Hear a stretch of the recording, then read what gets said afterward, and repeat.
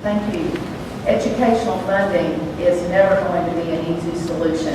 If I can think of a couple of different initiatives that came before the legislature while I was still in the House of Representatives, and every one of them was pegged as, this is the solution to education funding.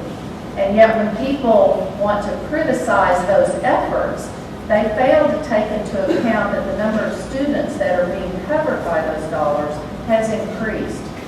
Thank goodness for House Bill 1017 in 1990 that at least laid some groundwork and laid an outline of what Oklahomans believed we wanted to do. And the voters of Oklahoma sustained that bill and said, yes, we believe in 1017 and what it can provide. But yet, as the number of students in Oklahoma has increased, our funding hasn't kept pace. We know that there are opportunities, I think, that some of our school districts could have more collaborative services.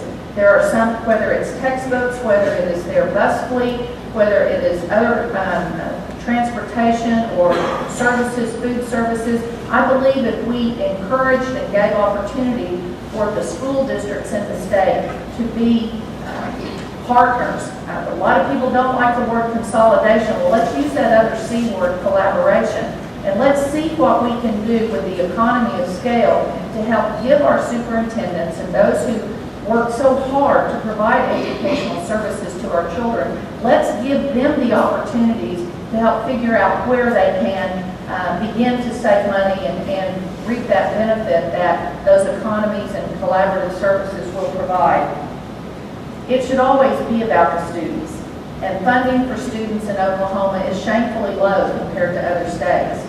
And yet I'm concerned that until we are able to convince policymakers in Oklahoma City, and they respond to the voters in the state who will send them up there, until we convince them that we do have accountability in our educational system, it is difficult for some of our legislators to come in and say, I want to spend more money on education this year. But education is the key to every problem we have talked about today. It is the key to economic development. It is the key to reducing prison overcrowding.